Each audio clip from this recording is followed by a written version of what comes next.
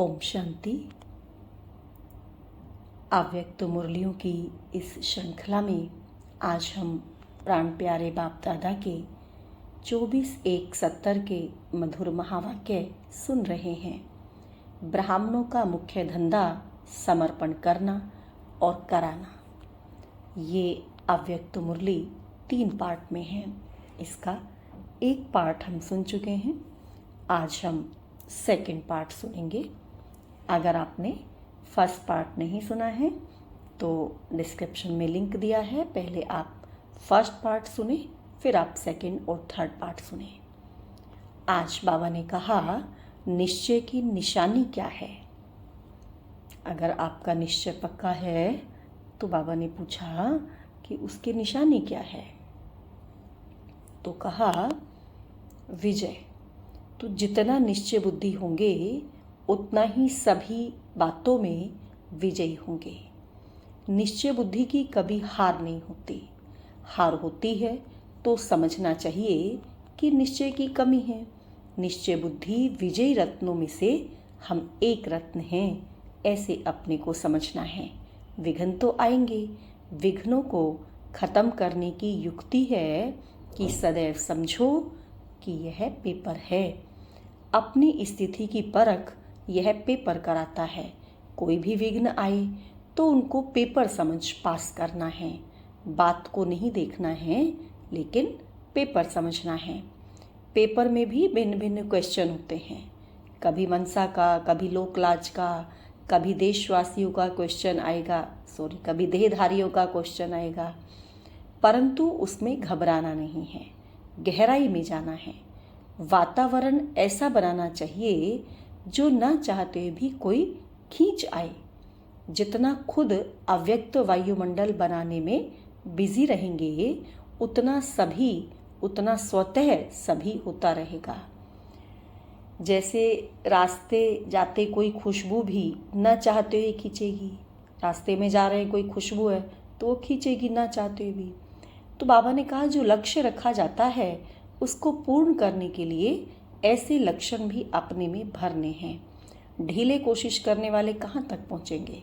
कोशिश शब्द ही कहते रहेंगे तो कोशिश में ही रह जाएंगे। एम तो रखना है कि करना ही है। कोशिश अक्षर कहना कमजोरी है। कमजोरी को मिटाने के लिए, कमजोरी अगर मिटानी है तो उसको मिटाने के लिए बाबा ने कहा कोशिश शब्द को मिटाना है। निश्चय से विजय हो जाती है। संशय लाने से शक्ति कम हो जाती है। निश्चय बुद्धि बनेंगे तो सभी का सहयोग भी मिलेगा।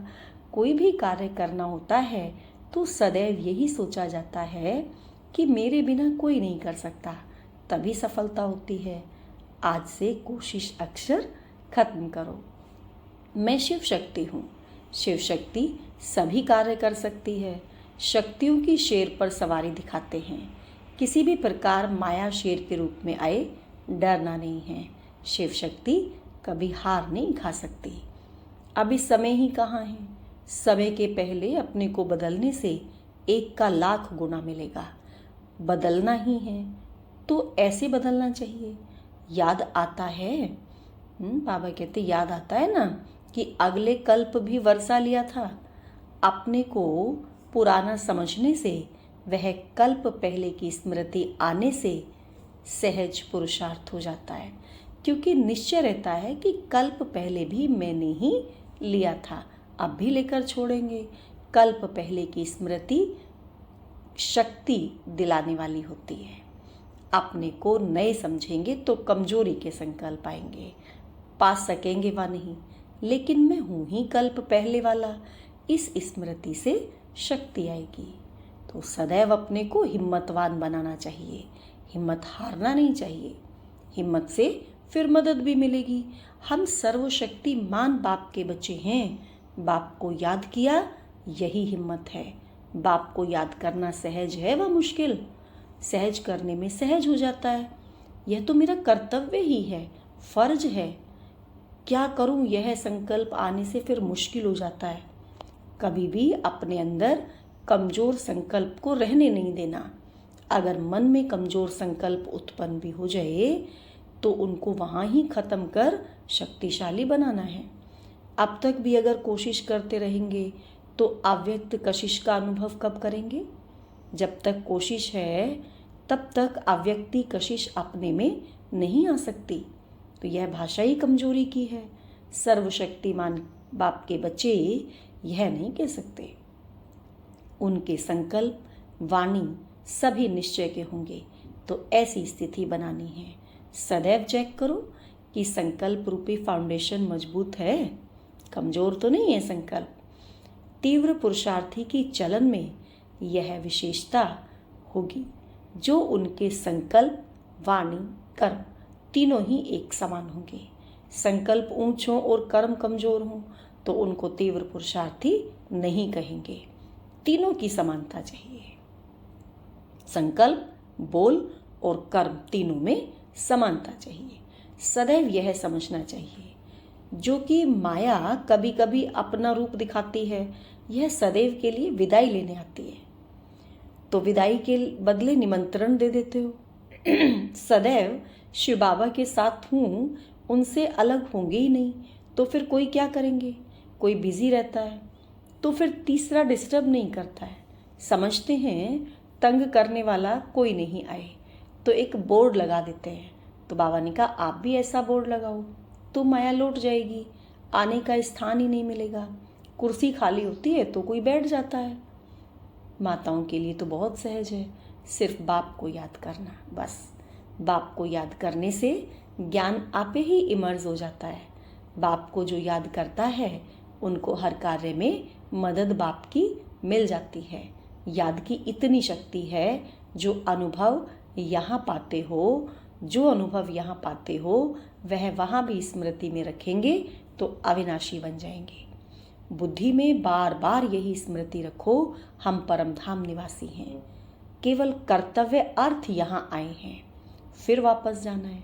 आए हैं, कर्तव्य कर रहे हैं, फिर वापस जाना है। बाबा ने कहा ये बुद्धि में स्पष्ट होना चाहिए। जितना बुद्धि को इन बातों में बिजी रखेंगे तो फिर भटकेंगे नहीं।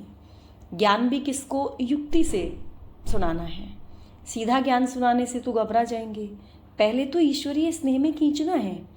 शरीरधारी को चाहिए धन और बाप को चाहिए मन, तो मन को जहाँ लगाना है वहाँ ही लगा रहे और कहाँ प्रयोग न हो।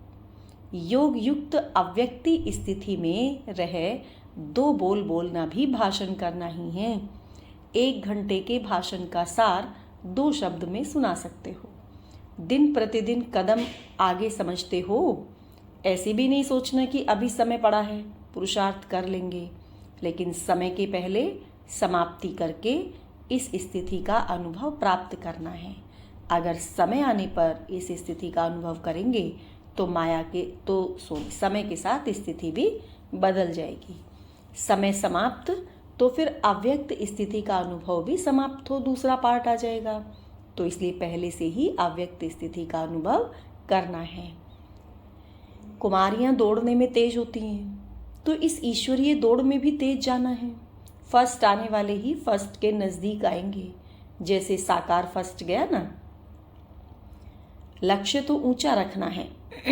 लक्ष्य संपूर्ण है तो पुरुषार्थ भी संपूर्ण करना है, तभी संपूर्ण पद मिल सकता है। संपूर्ण पुरुषार्थ अर्थात सभी बातों में अपने को संपन्न बनाना। बड़ी बात तो है नहीं। जानने के बाद याद करना मुश्किल होता है क्या? किसी को जान गए तो उसको याद करना तो कोई मुश्किल नहीं। बाबा ने कहा जानने को ही नॉलेज कहा जाता है। अगर नॉलेज लाइट नहीं है तो वह नॉलेज किस काम की? तो उनको जानना नहीं कहा जाएगा। यही जानना और करना एक है। औरों में जानने और करने में फर्क होता है। नॉलेज वह चीज है जो वह रूप बना देती है। ईश्वरीय नॉलेज क्या रूप बनाएगी? ईश्वरीय स्थिति। तो ईश्वरीय नॉलेज लेने वाले ईश्वरीय रूप में क्यों नहीं आएंगे? थ्योरी और चीज है, जानना अर्थात बुद्धि में धारण करना और चीज है। धारणा से कर्म ऑटोमेटिकली हो जाता है। धारणा का अर्थ ही है उस बात को बुद्धि में समाना। जब बुद्धि में समा जाते हैं तो फिर बुद्धि के डायरेक्शन अनुसार कर्म इंद्रियां भी वह करती हैं। नॉलेजफुल बाप के हम बच्चे हैं और ईश्वरीय नॉलेज की लाइट हमारे साथ है। ईश्वरीय नॉलेज की लाइट माइट हमारे साथ है, ऐसे समझकर चलना है। नॉलेजफुल सिर्फ सुनना नहीं, नॉलेजफुल क्या करेगा? नॉलेज को केवल सुनेगा नहीं, अपने में समाना है। भोजन खाना और चीज़ है, हजम करना और चीज़ है। खाने से शक्ति नहीं आएगी, हजम करने से शक्ति कहाँ से आ जाती है? तो खाए हुए भोजन को हजम करने से ही शक्ति रूप बनता है। भोजन कर लिया, हजम नहीं हुआ तो ताकत नहीं आएगी। जब भोजन खाया, उसको हजम किया, तब उससे ताकत मिलेगी, तब शक्ति रूप आएगा। तो शक्तिवान बाप के बच्चे और कुछ कर न सकें, सर्वशक्तिमान के बच्चे और कुछ कर ना सकें, यह हो सकता है? ऐसा तो नहीं हो सकता ना। नहीं तो बाप के नाम को भी शर्माते हैं। सदैव यही एम रखनी चाहिए, हम ऐसा कर्म करें जो मिसाल बनकर दिखाएं। इंतजार में नहीं रहना है, लेकिन एग्जाम्पल बनना है। बाप एग्जाम्पल बना ना, तो हमें भी एग्जाम्पल बनना है। अच्छा, ओम शांति।